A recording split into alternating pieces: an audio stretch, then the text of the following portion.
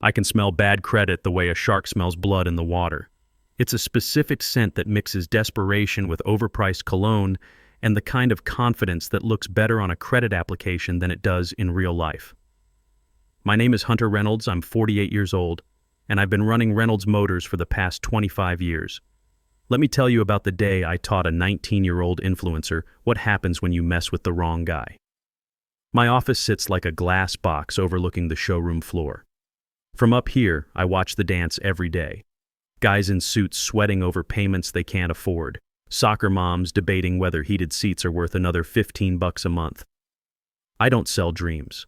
I sell metal and leather wrapped around a monthly payment plan. If you pay, you drive. If you don't, well, I have a guy named Cooper who can extract a vehicle from a locked garage in under 3 minutes without waking the neighbors. It was a Tuesday when my world got turned upside down. My niece Riley Reynolds walked in, holding hands with some kid who looked like he'd been manufactured in a lab funded by TikTok and energy drinks. His name was Jordan, and he was wearing distressed jeans that probably cost more than my first truck, carrying a phone gimbal like it was life support.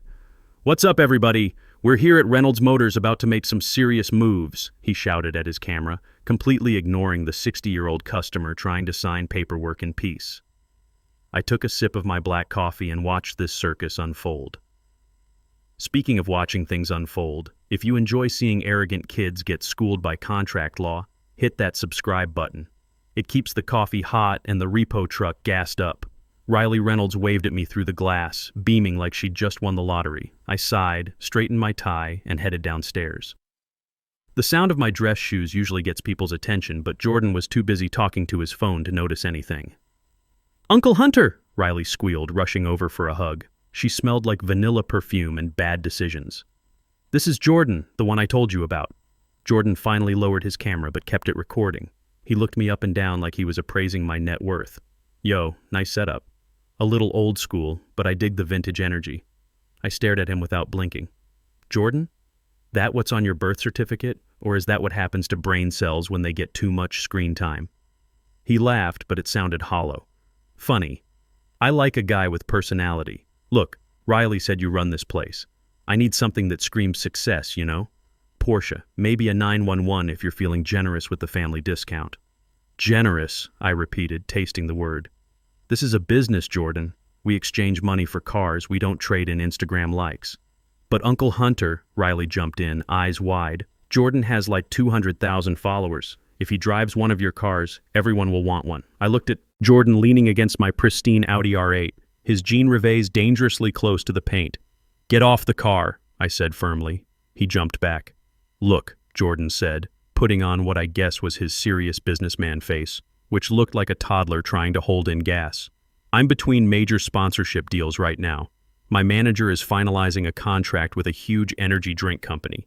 Massive numbers. I just need the car for maybe 6 months to cement my image. I'll tag you in every post. Reynolds Motors, best in the game. You can't buy that kind of marketing. Actually, I can. And it doesn't involve giving a $70,000 car to a teenager who looks like he'd steal copper wire for fun money." But then I looked at Riley Reynolds. She was practically vibrating with hope, desperate for this to work out for her boyfriend. And I looked at Jordan, so confident, so sure the world owed him a toy because he had followers on an app. A cold idea started forming in my mind. It was the finance manager part of my brain, the part that loves fine print and compound interest. "You want a Porsche?" I said slowly. "I need a Porsche," he corrected. "For the content. And you have proof of income, credit history, a score that starts with a 7? "I have influence," he said, dead serious. "And the money's coming. Guaranteed, bro. Trust me. I don't trust bros, Jordan. I trust contracts." I smiled, and Riley actually shivered. She knows that smile. That's the smile I wear when I'm about to foreclose on someone's dreams. "But for family, maybe we can work something out. Come up to my office. Let's look at what's available." He actually high-fived the air. "Let's go manifest this thing." He didn't manifest anything. He just walked straight into a spiderweb. My office is designed to make people uncomfortable. The chairs are slightly too low, so I'm always looking down at whoever's sitting there. The air conditioning runs a little too cold. I sat behind my mahogany desk and pulled out the high-risk lease paperwork. Jordan was live streaming the view from my window, talking about closing deals and boss mentality. He hadn't even seen the car yet. He just wanted that Porsche badge to frame his face in selfies. "All right, Jordan," I said, sliding papers across the desk. "Here's the deal. Since you're expecting funds, I'm structuring this as a short-term promotional lease.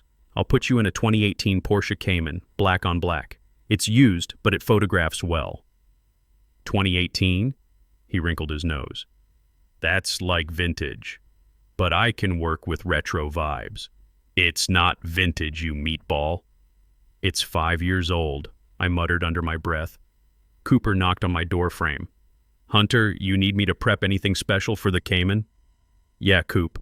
Full premium package on this one. GPS, remote systems, the works." I looked at Jordan. "Standard procedure for promotional clients." Cooper nodded and headed back downstairs. Jordan didn't even ask what that meant. "Now the terms," I continued, tapping the contract. "You put down $2,000 today. That covers acquisition fees and the first month. Payments are due on the first of every month. No grace period. Miss a payment and the contract defaults immediately. You understand?" Yeah. "Money dates, whatever," he said, checking his reflection in his phone screen. $2,000 is chill. I can Venmo you. We take cashier's checks or wire transfers. This isn't a lemonade stand." I pointed to Section 14B. "This clause states that the vehicle remains property of Reynolds Motors until the lease is satisfied. It also authorizes installation of a remote disable device and GPS tracking. Standard for high-risk clients." He didn't even read it, just saw a signature line and scribbled something that looked like a seismograph during an earthquake. "And this one," I pointed to Section 19, the reputation clause. "You cannot use the vehicle in commission of a crime, nor can you misrepresent ownership in a way that damages our dealership's reputation." "Bro, I'm an influencer. My reputation is spotless," he scoffed, signing again. He was basically signing his own death warrant with a pen I'd loaned him. Riley Reynolds was sitting in the corner looking nervous. "Uncle Hunter, are you sure this is okay? The payments seem kind of high."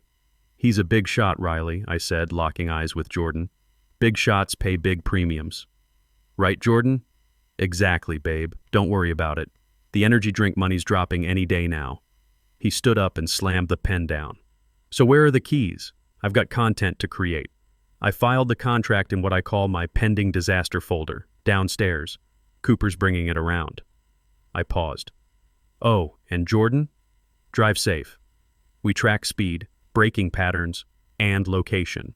If you total it, you owe me full replacement value plus 20% administrative fees. I don't take exposure as payment for totaled Porsches." He laughed. "You're hilarious, old man. You should start a podcast." Grumpy car guy. "It would kill. Old man." He called me old man. I made a mental note of that. After he left, I picked up the phone and called Cooper in the service bay. "Hey, Coop?" "Yeah, it's Hunter. That Cayman going out to the kid? Put the premium tracker on it. The one with remote kill and audio monitoring." "The full surveillance package?" Cooper asked. "What did this kid do?" "Nothing yet. But he will. I want to know exactly where he goes, how fast he drives, and what he says when reality hits." "You got it, boss. This should be interesting."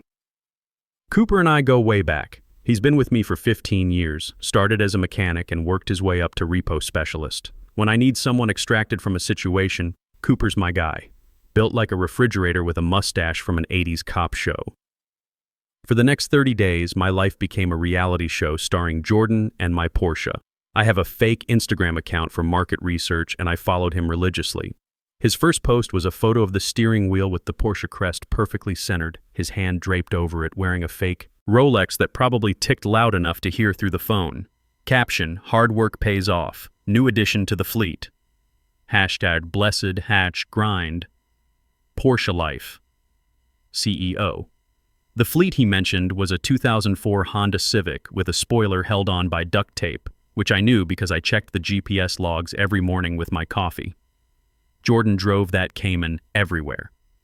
To the gym where he took mirror selfies but never actually worked out. To clubs where he'd valet park just to be seen getting out of it. And to meetings which, according to GPS data, took place exclusively in Taco Bell parking lots and some sketchy addresses that definitely weren't corporate headquarters. Cooper would stop by my office every few days with GPS updates. Your boy hit 120 on I-71 yesterday, he'd report. And he's been doing donuts in that warehouse parking lot off 5th Street. Log it all, I'd tell him. Every violation, every speed limit breach. Build the file. 2 weeks in, payment reminders started. My system sends automated emails 5 days before due dates. Subject: invoice number 942, payment due. Jordan posted a story that same day, fanning himself with a stack of $20 bills. Money is energy, fam. Keep it flowing. Don't let the haters stop your shine. The first of the month came. No payment. The second came. Still nothing. On the third day, I texted Riley Reynolds. Hey, kiddo. System's flagging Jordan's account. Tell him to wire payment by 5 p.m. or late fees kick in. She replied instantly, OMG, sorry. He's waiting on wire transfer from the energy drink company. International banking, you know? I'll cover half for now.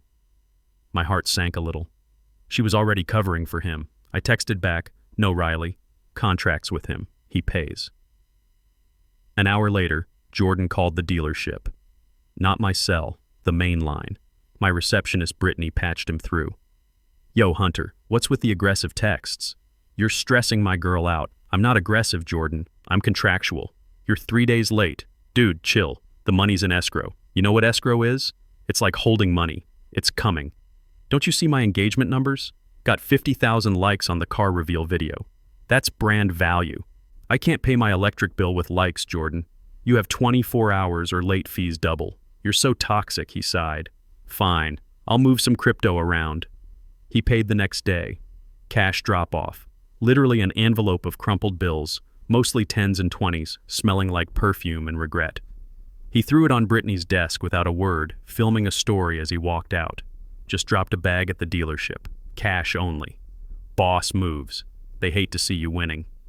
I counted the money. It was $40 short. I added the shortage to his account as a processing fee and let it slide. For now. Cooper knocked on my door frame. How's our boy doing? He's building his own case against himself, I said, showing him the GPS data. Look at this. Dirt roads, industrial areas, speed violations. Kid's a walking breach of contract. Want me to pull the trigger? Not yet. Let him hang himself a little more first. Month 2, the payment was late again. This time Riley Reynolds covered it. I saw the transfer from her account labeled consulting fee. I called her. No answer. She texted, he's good for it, Uncle Hunter. Just has cash flow issues because he's investing in merchandise. Cash flow issues. The kid was about as liquid as concrete. By month 3, all pretense dropped. Jordan stopped answering calls from the dealership entirely. He blocked our finance department's number but didn't block me on Instagram. Bad for engagement, apparently. That's when he got sloppy. He posted a video titled How I Bought My Dream Car at 19, No Rich Parents. In it, he leaned against the Cayman wearing sunglasses indoors. Yeah, guys, people ask me all the time, Jordan, did you really drop $70K cash on a Porsche? It's all mindset. I walked in there, told them who I was, and slapped money on the table. They literally begged me to take it because they know association with my brand is worth more than sticker price. I watched that video in my office eating a turkey sandwich that suddenly tasted like cardboard. I wasn't angry. Anger burns hot and burns out fast. What I felt was cold determination. I printed the video transcript and added it to his file. Exhibit C. Misrepresentation of ownership, material breach of contract, section 19. Cooper knocked and walked in. Saw the video. Kid's really doubling down. He's digging his own grave with a diamond shovel, I said. How's the tracking data looking? Beautiful. Speed violations, unauthorized locations, the whole 9 yards. Legal's gonna love this file. Cooper sat down in the chair across from my desk. You know, in 15 years of repo work, I've never seen someone build a case against themselves this thoroughly. It's almost artistic, I agreed. Then came the industry mixer. Every quarter, local luxury dealers host a cars and coffee event. Usually just a bunch of guys comparing their Ferraris. But this time, Jordan showed up uninvited with the Cayman and 3 other content creators. I was by the coffee cart talking to Preston, who owns the BMW place down the street, when Jordan spotted me. For a second, he looked panicked. Then the mask slid back on. Yo, it's the guy from the lot. he shouted loud enough for half the event to hear. He threw his arm around my shoulders. I went rigid. He smelled like cheap energy drinks and fear. Guys, this is Hunter. He handles paperwork for my fleet, like my assistant, basically. Keeps files organized while I handle the vision. Right, H? Preston looked at me with raised eyebrows. He knew I owned the place. He knew I could buy Jordan's entire family tree with petty cash. I slowly removed Jordan's arm using 2 fingers, like picking up a dead rat. Assistant? I said quietly. Jordan, you haven't paid your invoice this month. You're technically driving a stolen vehicle. He laughed loud and fake. Oh, he's such a joker. We're good. My accountant handles the small stuff. I don't touch invoices. That's grunt work. He turned to his camera. See? Even the staff loves me. We out. Preston leaned in after Jordan walked away. You going to destroy him? I'm going to let him destroy himself, I said, straightening my jacket. I'm just going to help with the timing. That night I checked GPS. He'd driven to a vinyl wrap shop. He was planning to wrap the car neon green. Section 8E, modification of vehicle appearance without written consent constitutes immediate termination of lease. I picked up my phone and called Cooper. Cooper, it's time to prep for extraction. Kid's about to cross the final line. What's the plan, boss? He's doing some expo tomorrow. Lux Life thing at the Arts District. I want you ready with the big flatbed. Full public display. Copy that. Should be fun. The event was called Lux Life Expo, some pop-up in the Arts District. A warehouse full of rented Lamborghinis, bored-looking models, and booths selling cryptocurrency schemes. Riley Reynolds had begged me to come. He's doing a keynote speech, Uncle Hunter, a panel on wealth-building strategies. I went, not for support, but for surveillance. I wore my best suit, navy blue Armani, sharp enough to cut glass. I stood in back near a booth selling gold-plated phone chargers. Jordan was on stage wearing a headset microphone, pacing like a motivational speaker on stimulants. You have to seize assets, he yelled. Don't ask permission. Take control. I walked into that dealership and told them, I'm the asset now. Boom. Porsche in the driveway. The crowd of teenagers and grown men living with their mothers cheered. After his speech, he held court in the parking lot. The Cayman was there, and he'd gone through with it. The hood was wrapped neon green. Just the hood. It looked ridiculous. I walked over. Riley Reynolds saw me and looked down, biting her lip. She knew about the wrap. She knew he hadn't paid. She looked exhausted, like the sparkle had died. Jordan was leaning on the car filming a transition video where he drops a cloth and the car magically changes color in editing. He saw me approaching and saw how I was looking at that neon hood. He knew he was in violation, but he had an audience. About 20 kids with phones pointed at him. He had to be alpha. He tossed the microfiber cloth at me. It hit my chest and slid down my shirt onto the asphalt. Wash my Porsche, old man, Jordan shouted, grinning like a hyena. It's looking dusty. Chop, chop. Lighting's perfect right now. The kids giggled. Someone zoomed in on my face. Is that your janitor? Somebody asked. Pretty much, Jordan crowed. He comes with the service package. Knows his place, right? I pay his salary. He didn't pay my salary. He hadn't paid anything in 90 days. I looked at the cloth on the ground, then at Riley Reynolds, who'd gone pale. Jordan, stop, she whispered. Chill, babe. Hunter knows the deal. He works for me. I didn't yell, didn't make a scene. I just smiled. It was the kind of smile that made Riley Reynolds take a step back. Nice rap, Jordan, I said softly, my voice carrying just enough for his chest microphone to pick up. Did you get written permission for that modification? I don't need permission to upgrade my ride, he laughed. Okay, I said. Enjoy the expo. I walked to my car, sat in the driver's seat, and locked the doors. My hands weren't shaking from nerves. They were steady as stone. I called my lawyer. Draft the Replevin order. Immediate seizure. Breach of contract. Property damage. Harassment. And get cease and desist letters ready for every brand he's tagged. Then I called Cooper. It's time. GPS shows he's at the Arts District. But don't take it yet. He's doing a live stream tomorrow at noon. Some millionaire mindset thing at the beach. You want the full show? Cooper asked. The biggest show possible. I want everyone to see what happens when you disrespect the wrong person. This is going to be beautiful, boss. It was going to be justice. Pure and simple. The next 12 hours were like conducting an orchestra. Repossessing isn't just grabbing a car. It's about paperwork that prevents them from suing you afterward. My lawyer had breach notices notarized by 9 a.m. Default. Reason 1, non-payment, 90 days. Default reason 2, unauthorized modification. Default reason 3, violation of reputation clause, public disparagement of lien holder. I had screenshots, video clips, transcript of him calling me his employee. I called Riley Reynolds at 10 a.m. She sounded like she'd been crying. "Riley," I said gently, "I need you to not be in that car today at noon." "Why?" she sniffled. "Jordan's doing his beach stream. He wants me to hold equipment. Do not be in the car. Do not be near it. Actually, maybe visit your mom today." "Uncle Hunter, please don't be mad at him. He's just under pressure." "I'm not mad, kiddo. I'm just doing business. Promise me you'll stay away from that beach." She knew. Deep down, she knew. At 11:30 a.m., I met Cooper at a coffee shop 3 blocks from the beach.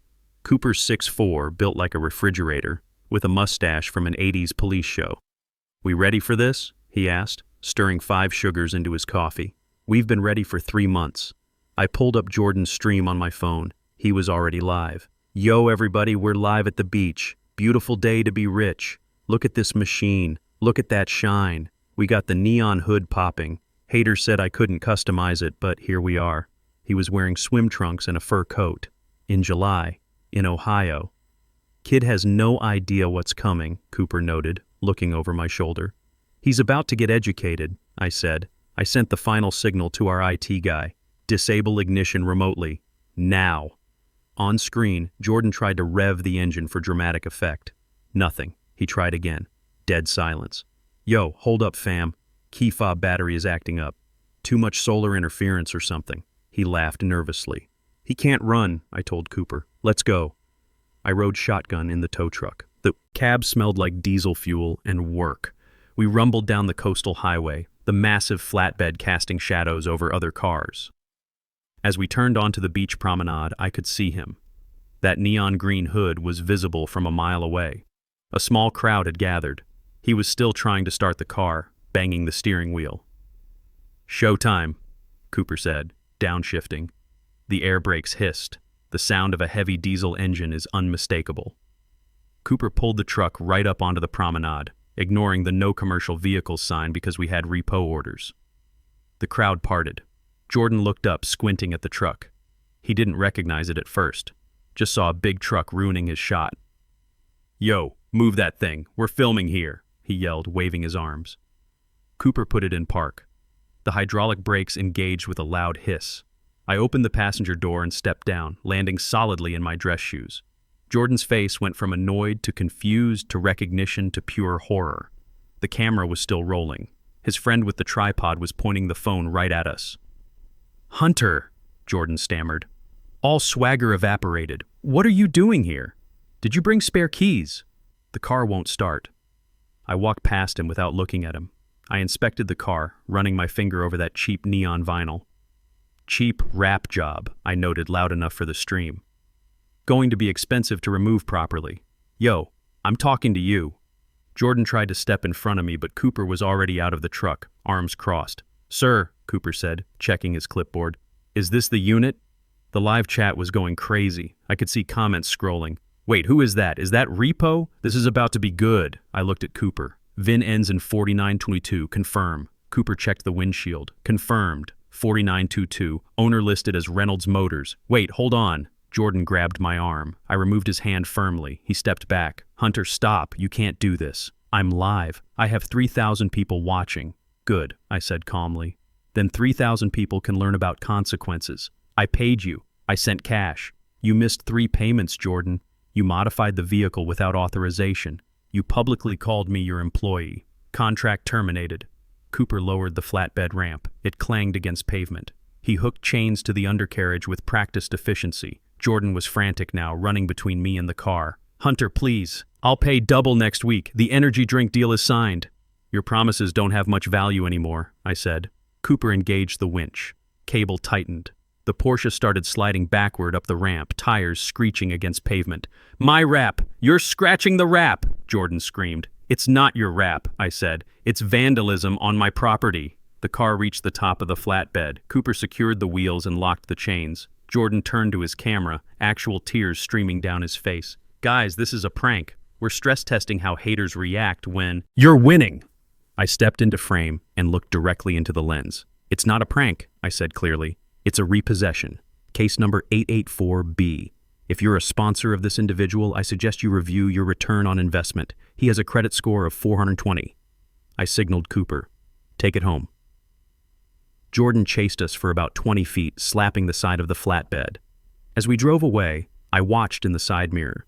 He fell to his knees on the pavement, surrounded by other influencers filming his breakdown. Lunch? Cooper asked as we merged onto the highway. Absolutely. I'm buying. By evening, the clip was viral, real viral. It was everywhere. TikTok, Twitter, Reddit. Titles were variations of "Influencer Gets Repoed Live." 3 weeks later, driving home, I took the scenic route past other dealerships.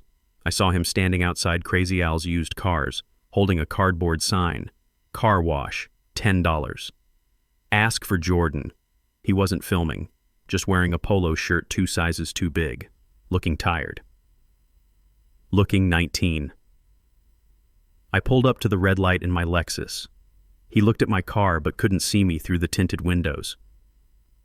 "Wash your car, sir?" $10. "Best shine in town," he called out. The light turned green. I didn't say anything, just pressed the accelerator and drove away. Some lessons you learn the hard way. And sometimes the teacher doesn't give you a participation trophy. I went home, poured wine, and checked my emails. New Google review. 1 star. Owner is mean. Do not recommend. User, Jordan King Official. I replied, "Thank you for feedback. Our records show you were never a customer, merely a liability we resolved." Management. I hit send and smiled. God, I love contracts.